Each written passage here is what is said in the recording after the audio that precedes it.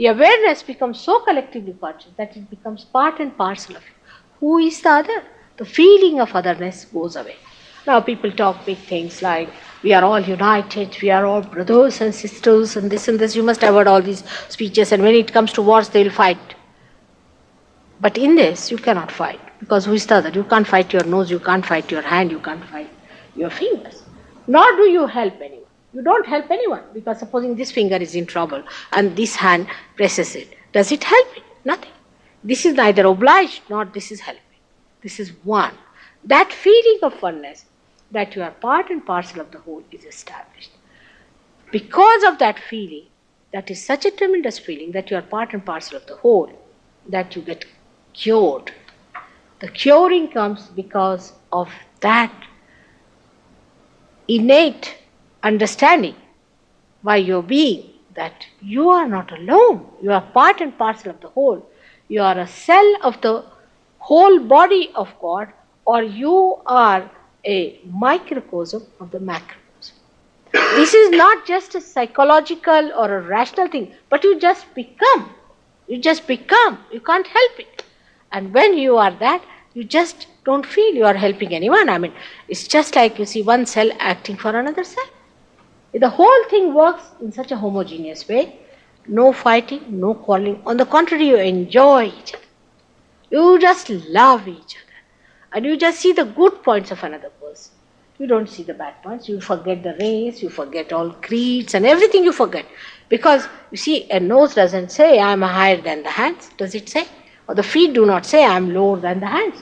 They all are required. Supposing there's something wrong with the feet, you will just try to help. Something wrong with the nose, you will help your nose. You don't discriminate in your body, do you?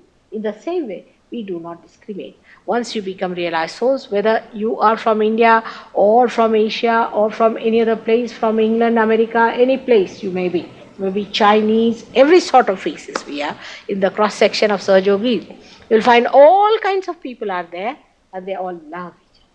You must see the way when these people from England went to India, to the villages where I work. The villagers, you see, just grabbed them. And they were so happy. They said, first time we are meeting our brothers and sisters. And these people were just enjoying them, and they all started dancing. Of course, they are very light-footed. They wanted all these people to dance with them. I know the Britishers are not so light-footed as they are, so they found it rather difficult. So they make them jump, jump, jump. And now they have become good dancers too, and they all dance together and sing together in complete joy and understanding. See, the whole attitude towards life changes. You become really a princess in the sense that you don't need anything. There is no dirt. If there is a dirt, then you are a beggar. If there is no dirt, you can sleep here, you can sleep in a palace, you can, if you want, you can get a Rolls Royce, or if you want, you can walk. What's the harm? What's the difference? Because the joy comes from your spirit, not from outside things.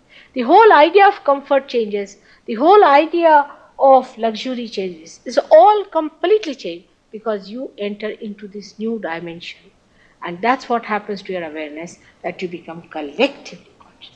The enlightenment gives a human awareness a new dimension by which you are collectively conscious.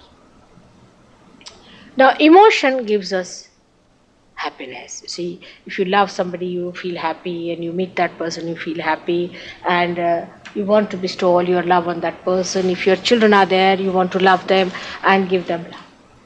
But before realization, this joy is limited. For example, husband-wife relation I can understand, but about children, like in India, you see, they love their children so much that they will even sell their country for their children's sake. The love becomes like a possession. It becomes a love-hate relationship. You see, they love so much that they come to hate. It's a funny thing, but it happens. Why? Because it has limitations. Love has limitations. It's not infinite. But when you get your love enlightened, you get joy. There's no material give and take, but you enjoy each other. In Calcutta, first time, on my way to America, I was staying in a hotel. There were other surgeons, 5, 6 surgeons staying with me in other rooms.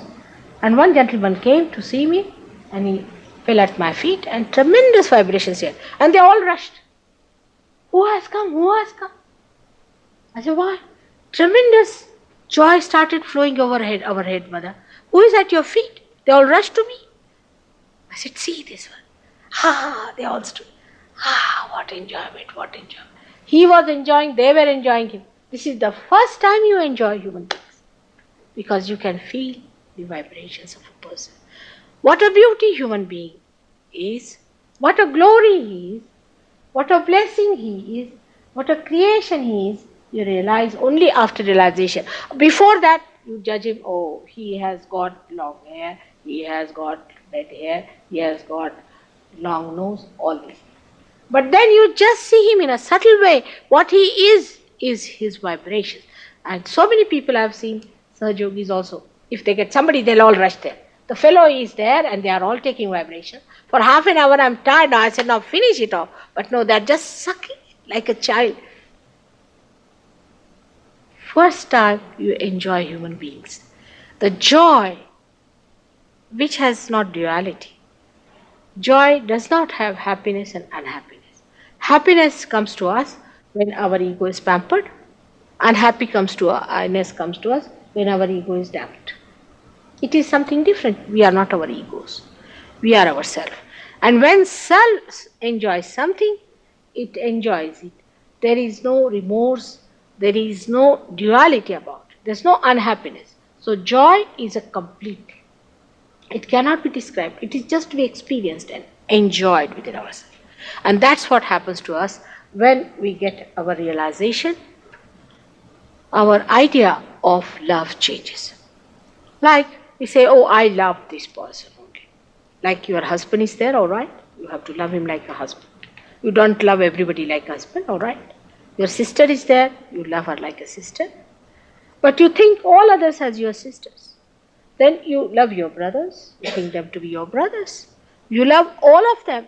The love spreads like that. It does not rest in one place. It does not sort of stagnate. It does not coagulate. Supposing in a plant the sap is rising and it goes to one flower because it loves it and settles down there. The tree will die and the flower will die. So the love we have before realization is like that love, which dies ultimately or creates problems and it dies. But love after realization is a love that emits, just flows. You don't get anything. What do you get? People ask me, my husband, is in a different line and I have a double life. And all my friends ask, what do you get out of it? I said, I'm not here to get. I get out something from it. It's just to give, it's to enjoy.